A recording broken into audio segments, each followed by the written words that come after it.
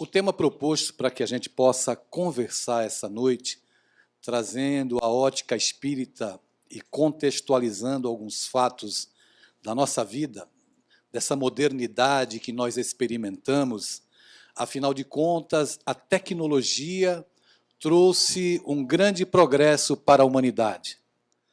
Todos nós, através das mídias atuais, através de WhatsApp, das redes sociais, temos a oportunidade de entrar em contato com outras pessoas que estão distantes, temos a oportunidade de ler mensagens edificantes, às vezes nem tanto.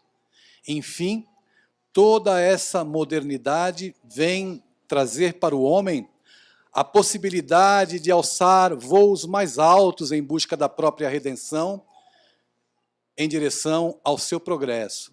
Todavia, nós sabemos que existe uma dimensão espiritual, uma dimensão na qual nós estamos íncitos, nós estamos na dimensão material. E a dimensão espiritual, segundo a espiritualidade, pré-existia. Portanto, nós transitamos diariamente num mar, num oceano de energias, e todos nós sabemos que, consoante o tipo de pensamento e de sentimento que nós cultivamos, é claro que nós estabelecemos uma conexão com espíritos afins. O que a gente quer conversar um pouco essa noite, indo ao encontro do lançamento do nosso 84º livro, Game Over, é sobre os vícios cibernéticos. A ciência hoje, a medicina, já anuncia que existem pessoas que já experimentam a dependência da conexão com o mundo virtual. Já existem pessoas que experimentam perturbações psíquicas, entrando em processos mórbidos, não é, de desequilíbrio, porque se conectam a uma vida virtual, e é claro, nós sabemos que, segundo Allan Kardec, e a espiritualidade nos informa na questão 459 do Livro dos Espíritos, Allan Kardec indaga a espiritualidade superior se os espíritos influenciam a nossa vida, os nossos pensamentos. E a resposta é muito clara e lúcida, dizendo que eles influem, sim, e na maioria das vezes são eles que nos dirigem. Então cabe refletir, contextualizando a doutrina espírita para esses tempos de profunda modernidade, se o nosso comportamento com relação à vida virtual, se o nosso comportamento com relação aos espíritos, estando nós conectados na maioria do tempo com esse mundo virtual, se isso traz alguma consequência, tanto para a minha vida quanto para a sua. E as crianças e os jovens, que na maioria das vezes os pais não impõem limites, e muitos jovens hoje passam por situações de conflito intenso, alguns até, infelizmente, arrojados ao suicídio. Será que processos obsessivos, influências perniciosas dos espíritos, podem acontecer a partir de uma rede social? Será que as influências espirituais, elas podem acontecer se nós, de maneira inadvertida, estivermos mais conectados com o mundo virtual do que o mundo real? De fato, toda essa modernidade alterou muito as nossas vidas. Ainda ontem, vindo pela avenida ali em Olinda, ia um motoqueiro na minha frente. E, de repente, ele diminuiu a velocidade e ficou ali no meio da avenida, e eu queria passar e não sabia o que estava acontecendo. Surgiu uma brecha e eu dei um toque com a buzina para que ele soubesse que tinha um carro atrás. E quando eu passei por ele, ele estava teclando no celular, andando de moto. Então, esse é um exemplo muito claro, né, que as pessoas não têm mais a medida daquilo que é racional, daquilo que é um comportamento normal para estados perturbadores, onde nós podemos colocar em risco a nossa própria vida e a vida dos nossos semelhantes. Mas o palco principal que eu gostaria de focar é na ambiência doméstica, é na nossa família. Porque é justamente lá que nascem a maioria das nossas dificuldades e dos nossos problemas. Afinal de contas, nós sabemos que a nossa família é a primeira oficina do espírito. Nós sabemos que lá dentro do nosso lar não estão aqueles espíritos que já foram alçados à condição de espíritos superiores e, tal como nós, ainda se encontram em condição de aprendizado. E, evidentemente, dentro da nossa casa, essa influência virtual também se faz presente. É incrível a ciência ressaltar que até o ano de 2020 a depressão será a doença mais incapacitante do mundo. Até o ano de 2020, informa a Organização Mundial da Saúde, que a depressão será a doença mais incapacitante. Se a depressão ganha cada vez mais espaço na nossa sociedade, se o número de pessoas enfermas com conflitos emocionais e que têm dificuldade de lidar com os nãos que a vida nos traz nos dias de hoje, imagine então os nossos jovens. Imagine então as nossas crianças. O que se passa dentro da nossa casa? Infelizmente, a gente constata que alguns pais chamam os filhos para jantar pelo WhatsApp. Você não vai descer para comer? Vocês já viram isso por aí, pessoal? Pessoal, vocês têm que responder logo para acabar logo, tá certo? E também as respostas primeiras valem nota para ir direto para o céu. Quem responder vai direto para o céu, né, Eva? Diante do quadro que nós vivemos hoje, dessa invasão da modernidade, o comportamento humano mudou. Os nossos relacionamentos vêm mudando. E é raro observarmos a família que se reúne em torno da mesa para um almoço, por exemplo, durante a semana. É claro que as pessoas necessitam prover a família, o emprego, o trabalho, a sociedade se encontra numa disputa acirrada. Tudo isso é compreensível, mas não é compreensível que nós nos afastemos uns dos outros. Não é compreensível que os pais percam espaço na vida dos filhos ou vice-versa. Não é compreensível que, como eu trabalho muito com jovens e eles me escrevem muito, e a gente viaja muito para conversar com eles pelo Brasil afora, que os jovens estejam se automutilando. Não é compreensível que os jovens se encontrem dentro de casa com os braços erguidos pedindo socorro e os pais não percebam. Não é compreensível que crianças se suicidem, mas está acontecendo. Então, é claro que esse avanço tecnológico excelente, os videogames que fomentam distração, que auxiliam no desenvolvimento intelectual da criança e do jovem, será que em excesso eles causam algum tipo de prejuízo?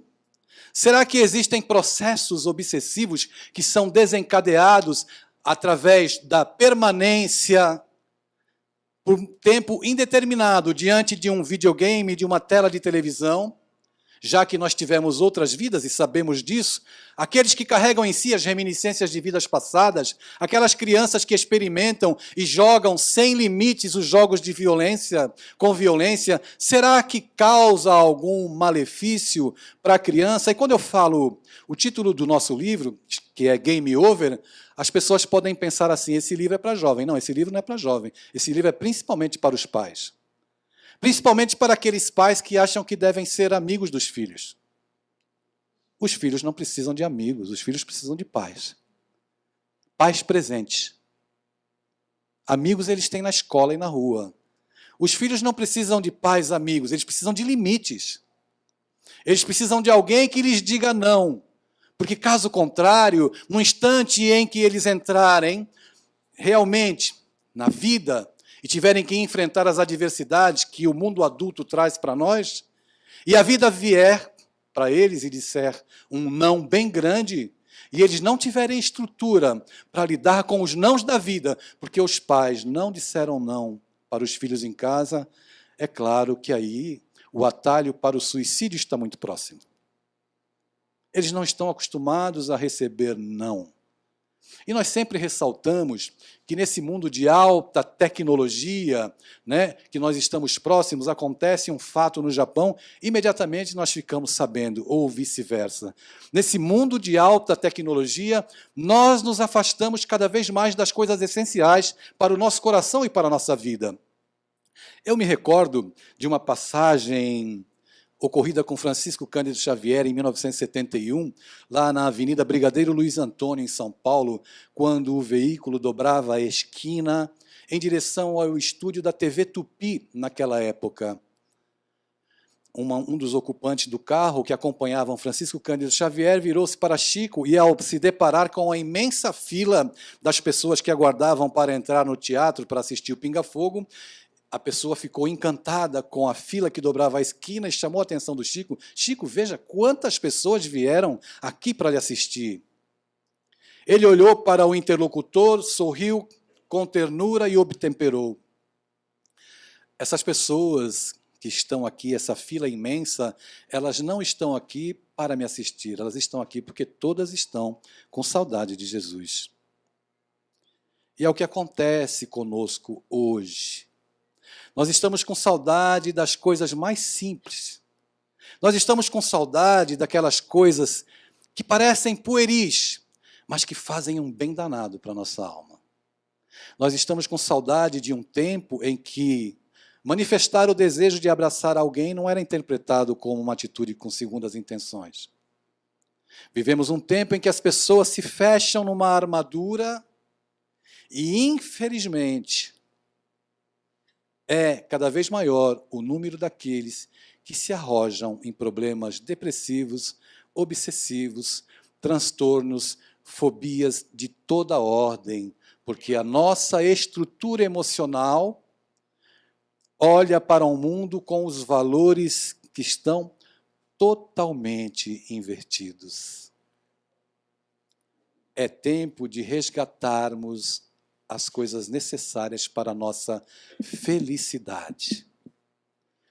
E o que é que faz bem ao meu coração e ao seu? É claro que a nossa família é o maior tesouro, é o mais importante. É, sem dúvida alguma, o que alimenta a nossa alma e o nosso coração. Tem lugar aqui na frente, viu? Tem 4 lugares aqui. É o que alimenta a nossa alma e o nosso coração. E nós necessitamos dessas coisas simples, dessas coisas que tocam, nos dão motivação, nos empurrando para a frente, já que vivemos tempos realmente de transição e de muitas e de inúmeras dificuldades. Então eu gostaria de pedir para os papais, para as mamães que estão aqui hoje, que, por favor, quando retornarem para os vossos lares, parem de falar com os vossos filhos, porque com os filhos a gente não deve falar, a gente tem que começar a conversar. Esses espíritos que nos foram confiados, estas criaturas que necessitam do nosso auxílio e que se encontram, infelizmente, carecendo de uma orientação precisa e carecendo de alguém que lhes diga não, carecendo de alguém que lhes balize a vida, que lhes aponte a direção a alguém em quem eles possam, de fato, confiar. A nossa sociedade aturdida é o reflexo muito claro da família aturdida dos tempos de hoje. Recordando Allan Kardec, mais uma vez, na questão 775 de O Livro dos Espíritos, Allan Kardec indaga para a espiritualidade qual seria para a sociedade as consequências do relaxamento dos laços familiares. A resposta é clara, precisa e até profética, demonstrando a real situação da nossa sociedade hoje. Os espíritos dizem que o relaxamento dos laços familiares provocaria uma recrudescência do egoísmo no seio da sociedade, que é o que nós estamos testemunhando hoje. O egoísmo pautando a vida das criaturas. Nas ruas, dentro dos lares, as pessoas se fecham. E aqueles que têm dificuldade de se relacionar extravasam conflitos através de redes sociais, através dessa vida virtual que traz para cada um de nós consequências, sim. Eu gostaria de ressaltar que nos últimos 10 anos o número de suicídio entre jovens aumentou bastante. Gostaria de dizer que existem alguns jovens que se entregam à prática de jogos online que acabam jogando em rede e que provocam, depois do jogo, aquele que perde é obrigado, já foi convencionado antes da partida, que ele provoque o shocking game. Vocês sabem o que é shocking game? Shocking game, quem perde o jogo tem que promover a autoasfixia.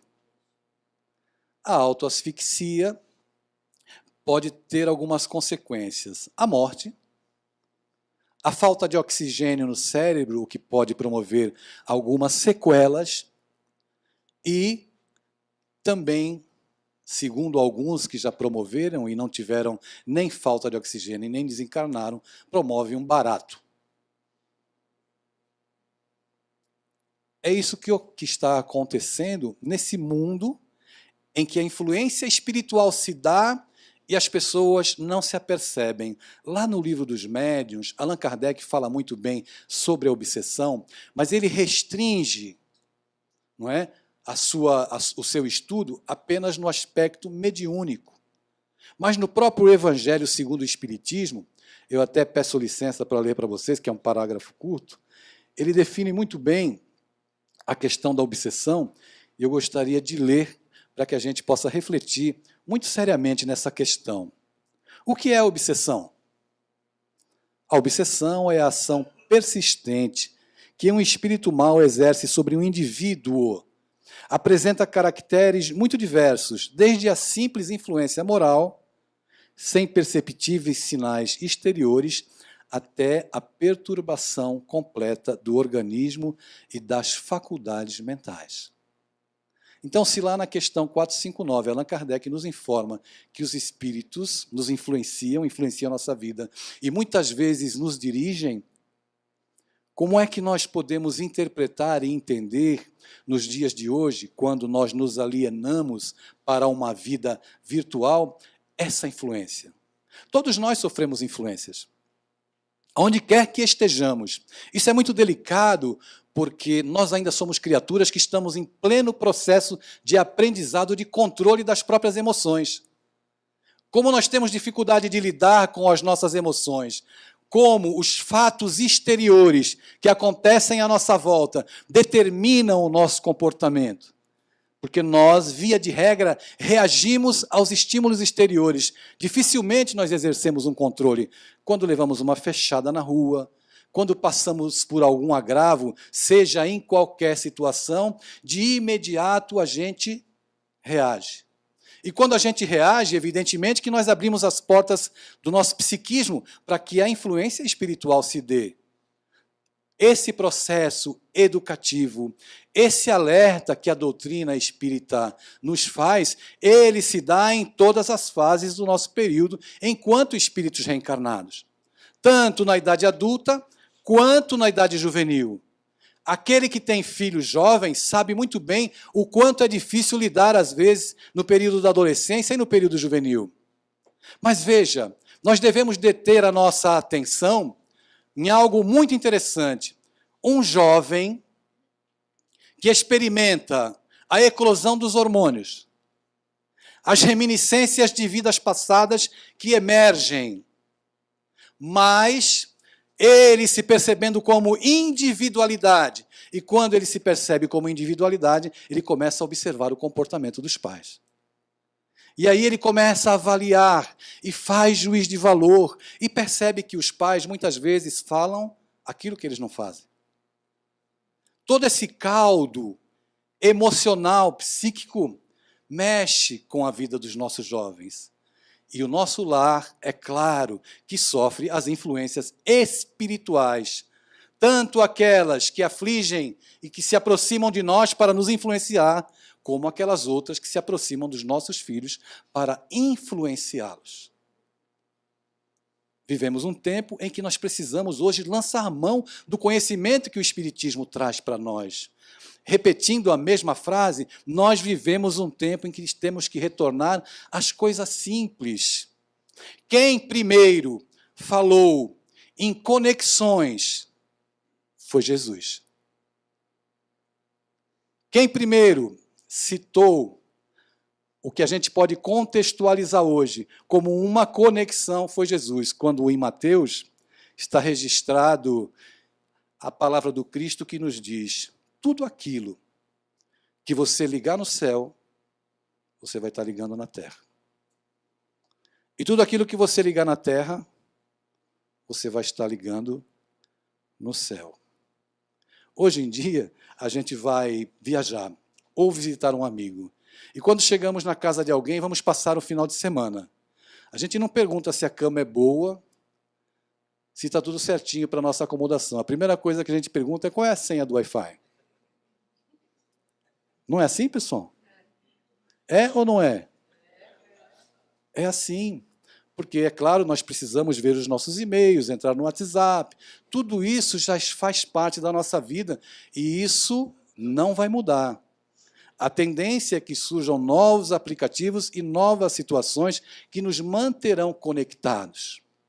Mas veja, fazendo uma analogia de conexões, nós podemos afirmar com muita clareza que a maior conexão que nós necessitamos nesse instante da nossa vida, quando as dores chegam ao nosso coração, nos instantes em que os nossos joelhos ameaçam dobrar, no momento em que nós nos fragilizamos ao receber informações do que acontece em redor do mundo, nós necessitamos nos conectar com a rede chamada Jesus.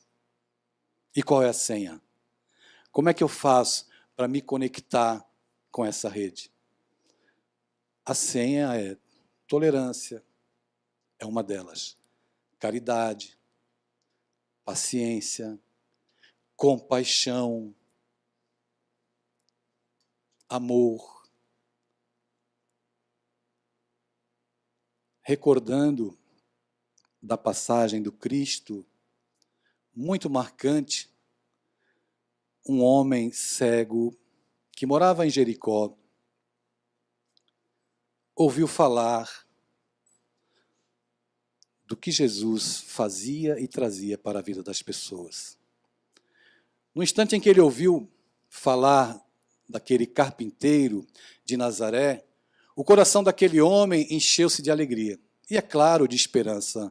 Afinal de contas, quem é que não desejava receber a benesse da ajuda, do amparo, que o Cristo lhe tirasse as dores, sejam físicas, morais, espirituais, não importa. E aquele homem encheu-se de esperança e resolveu aguardar, quem sabe um dia ele passe por aqui. Dias depois, ele ouviu aquela boa nova alvissareira de que Jesus passaria em Jericó. Ele encheu-se de alegria e, como era cego, já começou a enxergar antecipadamente pelo coração, pelos olhos da fé que o nosso coração tem quando nós realmente acreditamos numa mensagem de amor e temos esperança. O Cristo vai passar por aqui, anunciavam. Ele, então, colocava-se sempre, todos os dias, à margem do caminho, o único caminho que havia em Jericó e pelo qual os viandantes passavam quando chegavam à cidade. Ele aguardava com muita expectativa e uma luz já nascia dentro do coração dele, porque a realização de todos os nossos sonhos começa na nossa crença, aquela que nós alimentamos na nossa alma, aquela que nós alimentamos dentro do nosso coração. O Cristo vai passar por aqui, eu acredito que quando ele passar, ele vai me ajudar. Ouviu-se então uma altercação, uma bulha. As pessoas comentavam, falavam, e ele imaginava que o Cristo se aproximava do local em que ele se encontrava. Aguardou, o vozerio aumentava. Metro a metro as pessoas aproximavam-se, e ele então colocou-se em estado de alerta. Mas eram muitas pessoas, eram muitos necessitados, eram muitos sofredores. Mas eles aproximam-se de Jesus, do cego de Jericó, que no instante em que a multidão se faz presente pelos seus sentidos, ele grita: Jesus, filho de Davi, tende piedade de mim. É claro que o Cristo não ouve. Eram muitas pessoas falando. Mas ele ia desistir? Evidentemente que não. Então ele resolve gritar mais alto: Jesus, filho de Davi, tende piedade de mim. O Cristo para. E no instante em que Jesus para, todas as pessoas param e o silêncio se faz. Ele aproveita então esse momento e grita mais alto: Jesus, filho de Davi, tende piedade de mim. Jesus se vira na direção da voz e um corredor naturalmente se abre. E um dos seguidores de Jesus vai até o homem, aproximando-se dele, e diz: o mestre te espera. Ele agora sorri. Ele já enxergava pelo coração. Ele já tinha uma luz que norteava a fé dele, que lhe fazia acreditar que o Cristo lhe curaria. E ele se aproxima de Jesus, trazido por um apóstolo, e Jesus o restitui a visão daquele homem que, mesmo no meio do vozerio, mesmo no meio das vozes, daquilo que turva os nossos sentidos, das coisas que roubam a nossa razão, daquilo que tira a nossa lucidez, ele não perdeu a fé, acreditou e acessou a senha do coração, da fé e do amor, e recebeu. Ninguém aqui pode avaliar melhor do que você quais são as suas necessidades espirituais. Aquilo que se passa no seu coração hoje e que aflige a sua alma. E eu tenho certeza que qualquer um de nós tem na família o porto seguro, o local de refazimento das nossas forças espirituais. É muito importante, nesses tempos, que nós possamos estabelecer alguns limites diante dessa avalanche de novidades que vem roubando a nossa lucidez, que vem fazendo com que as pessoas se afastem umas das outras, principalmente dentro da nossa casa. Quem tem filho pode avaliar muito bem o que é que nós estamos falando aqui. Quem tem filho e se preocupa com muita razão em fornecer uma educação que capacite o seu filho no aspecto intelectual, para que amanhã ele possa ter uma boa profissão, ter um bom salário e poder sobreviver, sabe muito bem o que eu estou falando diante de um mundo de competitividade extremada. E é muito justo, e eu tenho certeza que todos os pais e mamães aqui presentes investem na carreira dos filhos. Procuram dar o melhor, na melhor escola. Quem paga a escola particular procura pagar aonde o bolso alcança e na melhor escola que pode. Mas as influências espirituais, hoje, elas se dão em todos os ambientes, mesmo na escola. As influências espirituais perniciosas, elas envolvem os nossos filhos, as nossas crianças, que fragilizadas não sabem lidar com esse quadro. É muito importante a formação intelectual. E se os nossos filhos pudessem se formar, ainda ontem eu ouvia no rádio que a melhor universidade do mundo, pelo 12º ano consecutivo, é a Universidade de Harvard. A segunda é a de Stanford, nos Estados Unidos. Mesmo aqueles que se formam em Harvard ou Stanford, alguns se suicidam. Isso significa que a formação acadêmica, que durante muito tempo foi vista como a porta para a felicidade nesse mundo, ela, de fato, não traz e não garante a felicidade a ninguém. Não é a formação acadêmica que isenta os nossos filhos de sucumbirem diante das provas da vida. É uma preocupação muito válida, é. Eles precisam ser capacitados, necessitam, mas é urgente que os nossos filhos tenham orientações que os espiritualizem. Por isso que, quando Paulo falou aqui no início da nossa conversa sobre a importância da evangelização, é uma bandeira que, às vezes, a gente fica muito triste e parece estar solitário com essa bandeira erguida. Evangelização não tem palco.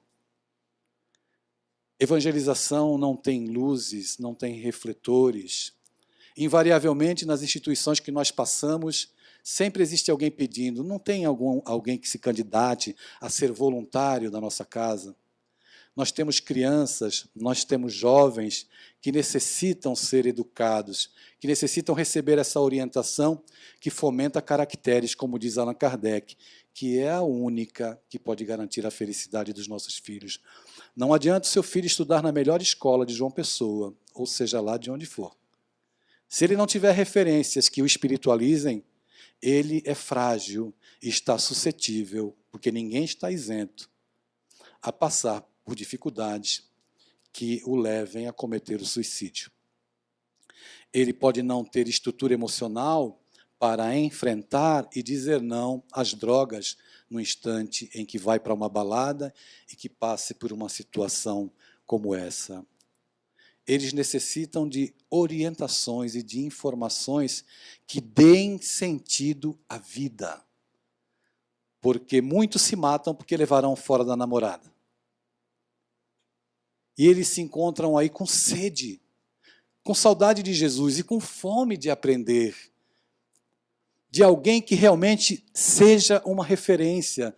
Para que vocês tenham uma ideia, nós escrevemos um livro há algum tempo atrás com alguns jovens da Federação Espírita Pernambucana. Nesse livro de perguntas e respostas, e o livro não vale pelas respostas, mas vale pelas perguntas, os jovens nos indagaram o seguinte, algumas das perguntas. Quais as consequências espirituais para quem pratica sexo virtual? Quais as consequências espirituais para quem faz uso do piercing e da tatuagem? Por que alguns pais, quando se separam dos filhos também? Com quantos anos eu devo começar a transar? Talvez essas dúvidas sejam as dúvidas também dos jovens que você conheça. Eles têm sede de espiritismo, eles têm sede de Jesus. E dentro desse contexto caótico que a humanidade vive, por mais que nós habilitemos os nossos filhos intelectualmente, eles não têm segurança emocional. Primeiro, se tiverem um lar bem constituído, isso ajuda muito. Mas se porventura o lar está desagregado, os pais não estão presentes, é claro que o quadro é propício para situações aí que podem redundar em grande sofrimento para toda a família. A sugestão é que os nossos filhos e as nossas crianças, as crianças e os jovens, sejam trazidos para a evangelização. Nós temos pessoas aqui que trabalham, que se preparam para levar uma mensagem adequada tanto à criança e ao jovem, a fim de que ele se prepare para lidar. Imagine a seguinte situação. O seu filho chega na porta da escola, e na porta da escola tem um espírito desencarnado que está esperando seu filho chegar. Na hora que ele entra na escola e vai para a classe, o espírito se aproxima do seu filho e diz assim, para que você vai assistir aula? Vamos sair, vamos para uma balada, ou vamos fumar um baseado, ou vamos fazer uma outra coisa qualquer, menos entrar na escola. Isso pode acontecer, pessoal? Pode acontecer e acontece. Pode acontecer e acontece. A fragilidade dos jovens é muito grande. Nós precisamos levar essa mensagem que faz tão bem ao nosso coração. Quando nós chegamos aqui em busca dessa água que sacia a sede da nossa alma, que nos fortalece, que nos revigora espiritualmente, os nossos filhos têm essa mesma necessidade. As nossas crianças e os nossos jovens clamam também por essa oportunidade. Ah, mas como é que eu vou levar meu filho? Bom, se você nunca trouxe, hoje ele já é adolescente, é claro que você não vai conseguir trazer mais. E se forçou uma vez, e faz com que essa aproximação com as coisas espirituais sejam forçadas, dificilmente os nossos filhos vão se aproximar de nós ou vão querer chegar numa instituição religiosa para beber dessa água que eles necessitam como espíritos. Nós estivemos em Uberlândia recentemente e um jovem pediu para conversar em particular. E durante a fala, nós falávamos sobre automutilação, ele pediu para conversar. E quando nós ficamos sozinhos numa sala, ele levantou a camisa dele, que era de manga comprida, e ele estava todo cortado de gilete. Aquilo me impressionou sobremaneira, não que eu não tivesse visto, já vi outras oportunidades, mas me surpreendeu, porque eu não esperava que ele levantasse a blusa para me mostrar. E eu perguntei a ele, mas por que você está assim? Por que você se automutila? Ele me disse assim, eu sou obrigado a vir toda semana no centro espírita. Só que o meu pai no centro espírita é um santo e na minha casa ele é um capeta. E eu tentei conversar com ele, mas se o seu pai é isso que você está dizendo, né? Porque ele está dizendo, eu não vivo lá com ele, não sei. Mas se é isso que acontece, por que é que você vai se automutilar? Por que é que você vai promover o teu próprio sofrimento? Porque o teu pai, nesse instante, passa por um período também de aprendizado, porque seu pai também é um aprendiz. É muito complexo esse mundo. É muito difícil você acessar o coração do jovem. Se não é estabelecido um relacionamento de respeito, desde o princípio, da relação entre pais e filhos, existe um muro que muitas vezes, invisível, que ele é erguido. E aí é claro que o jovem está suscetível às influências espirituais. Quando você olha para o seu filho e diz para ele que ele é um vagabundo, ou quando você olha para o seu filho e diz que o filho do vizinho é melhor do que ele ou que o outro irmão, quando a gente faz comparações, é claro que nós erguemos barreiras invisíveis que não percebemos e fica difícil novamente voltar àquele ponto em que você possa acessar. Uma criança, quando vai a uma escola, que chega a época de uma festinha, né, seja ela qual for, uma representação de teatro, e eu tenho observado muito isso, quando ela entra, os olhinhos dela vão como um radar. Onde está meu pai? Onde está, não é assim? Onde está minha mãe? Como isso é significativo? Como nós deveríamos valorizar mais, sob pena de levarmos sofrimentos, desajustes, processos obsessivos espirituais que se instalam por detalhes. O suicídio é algo que pode ser evitado por um aperto de mão, por um abraço, por um pouco de atenção. É a grande necessidade desses tempos. É o grande momento em que nós devemos fazer o retorno, porque todos nós somos os filhos pródigos, que um dia saímos. Fomos criados simples e ignorantes das mãos de Deus e andamos aí à cata das coisas que fazem bem, aquilo que a gente sente, aquilo que toca de perto ao meu desejo, aquilo que me satisfaz, que toca na minha carne e que me dá certa satisfação. Na parábola do filho pródigo, ele pediu os bens do pai, a parte que lhe cabia, porque ele queria viver a vida, ele queria descobrir o mundo. E o pai, muito sabiamente, permite que ele saia de casa e vá. Mas chega um instante em que ele percebe que está comendo a comida com os porcos. Ele desperdiçou tudo aquilo que ele tinha de patrimônio, mas começou a ganhar um patrimônio maior, que é o patrimônio espiritual, quando ele percebe que é preciso fazer o caminho de volta. Nós precisamos fazer o caminho de volta para os nossos lares. Ninguém é feliz quando está adulterando, quando está enganando. Você pode achar que é, não é. Ninguém é feliz quando está traindo. Pode até achar que é, naquele momento, mas um dia vai se deparar com a própria consciência. E não tem encontro com Deus, não tem encontro com o juiz inclemente, tem um encontro com a nossa consciência e com a nossa razão. Nós precisamos acreditar, acender a luz, como fez o cego de Jericó, passar a enxergar Deus com o coração, com as coisas simples que me fazem feliz e que te fazem feliz. Aquilo que nós necessitamos hoje, amor.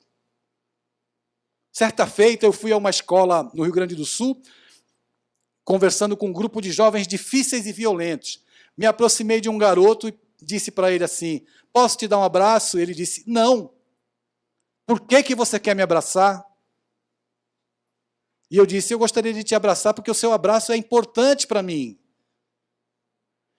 E aí ele me deu o abraço. E depois eu soube que ele não tinha pai, não tinha mãe. Era um garoto muito difícil.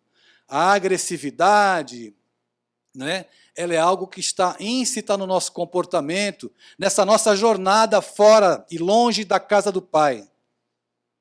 Nós precisamos voltar, porque nós estamos na pocilga das dores humanas. Nós precisamos voltar, desarmar o nosso espírito e entender, nós, embora encarnados hoje, estamos íncitos no mundo espiritual, envolvidos por uma nuvem de testemunhas, como assevera Paulo. E a nossa família deve ser o nosso objetivo principal. Se os Espíritos deixaram o legado de que fora da caridade não há salvação, nós podemos parafraseá-los com muita tranquilidade para afirmar que fora da educação não tem solução. Eu não me refiro à educação acadêmica. Essa a gente conhece. Existem médicos que se matam, advogados que se suicidam, porque não tem estrutura espiritual, porque não tem sentido a vida para essas pessoas. Mas nós precisamos estar atentos, porque a vida tem que fazer sentido para nós. Nós já estamos nos auto-iluminando com aquilo que o Espiritismo nos oferece. Às vezes, as nossas pernas fraquejam, a dor vem e fustiga o nosso caminhar. Mas dizem os Espíritos que a dor é o sino de Deus que plange quando nós estamos sofrendo para que a gente possa despertar. A dor pode ser interpretada também como aquele pastor. Nós estamos no caminho, então a gente resolve se afastar do rebanho e a dor vem nos pastorear para que a gente volte para o caminho correto, a fim de entendermos que, como filhos pródigos, nós precisamos voltar, de fato, ao regaço do Pai. E na parábola do filho pródigo, quando ele se aproxima de casa, o pai o observa vindo ao longe, de imediato ele abre os braços e fica muito feliz, porque o filho que andava perdido voltou. No sentido figurado que nós queremos dar para expressar a nossa preocupação, nós precisamos de amor, de dar amor, de receber amor. Os nossos filhos, nos dizem os Espíritos, lá na questão 582 do Livro dos Espíritos, a paternidade é uma missão. Se você não tem tempo, arranje. Porque o traficante tem tempo. Você veste seu filho com boas roupas, alimenta muito bem seu filho, coloca cerca elétrica, levanta o muro e vai dormir tranquilo, meu filho está protegido. Mas se ele estiver em companhia de um smartphone, ele pede as drogas delivery. Se ele estiver em companhia de um smartphone, ele assiste qualquer filme pornográfico. Ele tem acesso a tudo isso. Então veja que a única forma de prevenir os males da obsessão, das influências espirituais perniciosas, tanto nas nossas vidas, quanto na vida dos nossos filhos, principalmente, é através da educação. A educação que fala, sobretudo, com os filhos. A educação que fala com o jovem sobre assuntos de interesse do jovem. Isso é muito sério. Quando eu escrevi o meu primeiro artigo para jovens, chamado Masturbação e Obsessão, eu pensei que eu ia queimar direto no mármore do inferno, né? Que os espíritas já iam me mandar para o umbral. Porque eu falei de um assunto que não se fala. Mas como é que um jovem de 15 anos, que possa ser médium, ostensivo, como é que ele lida com o lado espiritual se ele não sabe lidar com o lado físico? Como é que um médium, mesmo adulto, né, jovem há mais tempo como eu, como é que um jovem, um senhor, lida com a mediunidade se ele é conflituado sexualmente? Como é que se dá isso? É claro que no contexto dos nossos jovens é muito mais difícil, é muito mais complexo e é muito complicado. Então, é momento de nós estarmos atentos. Preste atenção nos seus filhos. Se eles não estão se isolando, se eles não estão se afastando do convívio familiar. Preste atenção se eles estão comendo, o que eles estão comendo. Preste atenção, é a nossa obrigação, porque eles dão sinais. Eles vão dando sinais, e se nós não estivermos atentos, podem se desenvolver alguns problemas, alguns conflitos. E quando a gente se der conta, quem é esse personagem que está dentro da minha casa que eu não conhecia? Se você não conheceu, foi porque você não conversou com ele, não teve a oportunidade de lidar com esse filho. Ame, recue algumas vezes, não para ceder aos caprichos do filho, porque os pais têm que ter autoridade, mas não autoritarismo. A autoridade ela se dá pelo exemplo da gente, não tem jeito. Não vai ser no grito, na pancadaria verbal, vai ser pelo exemplo. Então que a gente tenha muito claro tudo isso, porque o mundo precisa de jovens, precisa de famílias que sejam efetivamente a base de uma sociedade nova, de um tempo novo que a gente quer ver nascer. No livro O Mestre na Educação, Vinícius Pedro Camargo, ele assina como Vinícius, mas o nome dele, quando estava encarnado, era Pedro Camargo. Ele diz que os sacerdotes do futuro não virão das religiões, mas das escolas. Os sacerdotes que transformarão a sociedade virão das escolas, são os professores dessa educação integral que contempla o espírito, mas que contempla também o corpo. A educação integral tão necessária e aquela que é proposta hoje, aqui no Viana de Carvalho, como na federação, como nas instituições que têm essa preocupação. Chegando ao termo do nosso encontro, nós gostaríamos de manifestar a nossa gratidão, dizer àqueles que desejam conhecer o nosso trabalho que nós estaremos lá embaixo, com um saco de abraços grátis para distribuir. Não precisa comprar livro, o abraço é de graça, tá certo? Dizer que a gente está lançando esse livro, Game Over, que fala desse universo das redes sociais, que fala dos processos obsessivos desencadeados a partir dos jogos violentos. Lembrando que nós não viemos aqui falar mal do videogame, porque videogame é muito legal. O problema não é o videogame, o problema é a falta de educação para lidar com o videogame. A falta de disciplina. Como tudo na vida, se nós não tivermos disciplina, é claro que nós passaremos por sérias dificuldades. Dizer também que tem o outro livro lá dele, do Luiz Sérgio, que nós lançamos ano passado, o Ainda Existe Esperança, que fala dos bastidores espirituais das escolas, não é? Quando eu passei a trabalhar com esse espírito, ele me disse que eu só escrevia para jovens até onde eu enxergava, e é a verdade. Que ele poderia me auxiliar dizendo para mim aquilo que eu não enxergo e que acontece. E aí ele trouxe o Ainda Existe Esperança. E eu fiquei surpreso de ver que nas escolas, principalmente nas escolas onde existe muita briga, muita dificuldade, os processos obsessivos são muito grandes. Para deixar uma mensagem final, por mais que nos pareça complicado o momento atual da humanidade, acredite em você, acredite no amor, tenha essa fé dentro do coração e enxergue Deus a partir do seu coração, como fez o cego de Jericó. Não permita que ninguém lhe diga que os seus sonhos não são importantes, porque eles são importantes. Mas lembre-se que o mais importante é que a gente realize qualquer sonho junto com a nossa família. Porque, como diz Amélia Rodrigues, lá no finalzinho do poema da gratidão, é tão maravilhoso ter um lar.